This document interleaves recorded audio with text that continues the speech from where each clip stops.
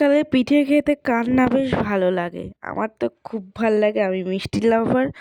চলো, আজকে আমার মা তোমাদেরকে পিঠে পাটিসাপটা করে দেখাবে। তার আগে বলে ফেলি, hey guys, back to my channel Riju love Sangeeta. সবাইকে স্বাগতম। তো দেখো, নারকেলটা বেটে নিচ্ছে মা, আর আগে থেকে আমাদের চালের গুঁড়ো করা ছিল।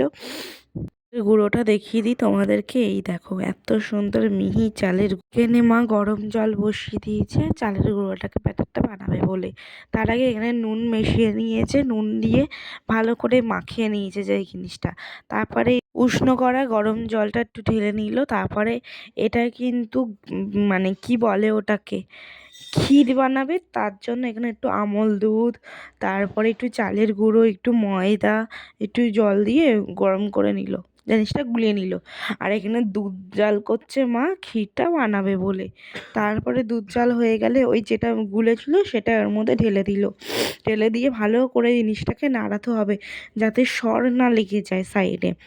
তারপরে ওই একটুখানি দুধটা তুলে নিয়ে তারপর ওর মধ্যে আবার একটুখানি জল দিয়ে গুলে তারপর দিয়ে দিল। তারপর নারকেল যেই বেটেছিল ওই নারকেল গুঁড়োটা বাটাটা দিয়ে দিয়েছে কড়ার মধ্যে, দিয়ে ভালো করে জিনিসটা নাড়াতে হবে। এটা কিন্তু লেগে গেলে চলবে না, যতক্ষণ জিনিসটা কড়াতে থাকবে ততক্ষণ জিনিসটা নাড়িয়ে যেতেই হবে। একদম মানে শুকাতে দিলে হবে না। তারপর নলেন গুড়ের সন্দেশ এনেছিল, নলেন গুড়ের সন্দেশটা হাত দিয়ে ভালো করে মানে ছিঁড়ে ছিঁড়ে ওর মধ্যে দিয়ে দিচ্ছে মেখে মেখে। এতটা ঘন হয়ে এসছে দুধটা, আর ঠিক একদম পুরো দেখতে ক্ষীরের মতন লাগছে। তারপরে এর মধ্যে নলেন গুড়টা ঢেলে দেবে। এটা কিন্তু একদম পিওর খাঁটি গুড়, এটা নিয়ে আসা হয়েছে দীঘা থেকে। আমার দিদি গেছিলো, নিয়ে এসছে। তারপরে গুড়টা দিয়ে ওর মধ্যে ভালো করে কিন্তু নাড়াচাড়া করে যেতে হবে যাতে গুড়ের ফ্লেভারটা ভালো মতন পাই। আর সত্যি বলতে ক্যামেরাতে বোঝানো যাচ্ছে না, আমি কিন্তু গুড়ের ফ্লেভারটা খুব সুন্দর পাচ্ছি। ব্যাস, হয়ে গেছে আমাদের ক্ষীর। তারপরে এর মধ্যে একটুখানি ভালো করে মেলে দিল একটা ট্রের মধ্যে, জিনিসটা দেখবে খুব সুন্দর জমাট বেঁধে যাবে। আর অনেকটাই হয়েছে কিন্তু।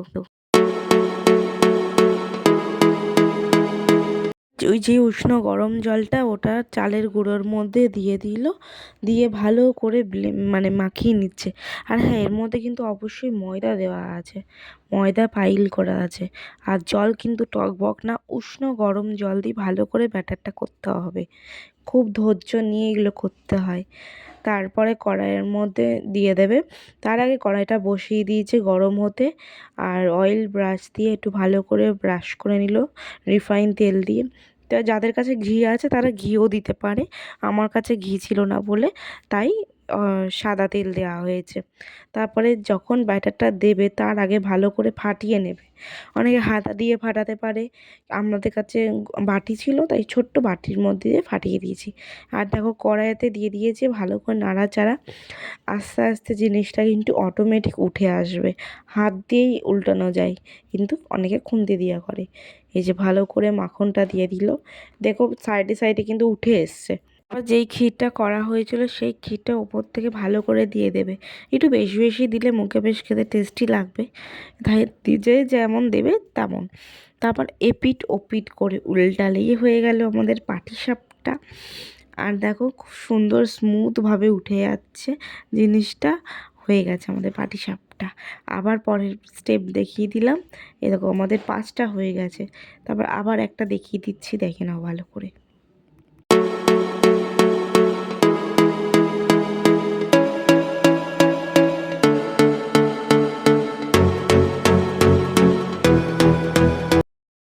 এই দেখো, এটা কত সুন্দর হয়েছে, এই বেশ বড়ও হয়েছে আর স্মুথ হয়েছে।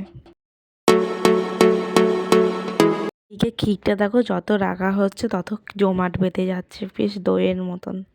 দেখতে দেখতে বেশ অনেকগুলোই পাটিসাপটা হয়ে গেল। কয়েকটা ভেঙে গেছে, অসুবিধা নেই, আমি আছি খাওয়ার জন্য। আর আমি এরকম খেতেও শুরু করে দিয়েছি, একদিকে হচ্ছে আর একদিকে খাচ্ছি। বিশ্বাস করো, অসাধারণ হয়েছে, অসাধারণ। ভেঙে গেছে হয়তো, কিন্তু খেতে খুব সুন্দর হয়েছে ক্ষীরটার জন্য। আর এই যে বাটি করে তোলা হয়ে গেছে। আজকের মতন পাটিসাপটা হয়ে গেছে। তারপরে আমি আলু ভাজা দিয়ে শেষ করব, রাতের জন্য একটু আলু ভাজছি আমি। আর এরকম আমার বর ভিডিও করেছে। চলো আজকের মতন এখানেই শেষ করছি। ভাল লাগলে লাইক কমেন্ট শেয়ার। নেক্সট ব্লগে দেখা হচ্ছে। টাটা।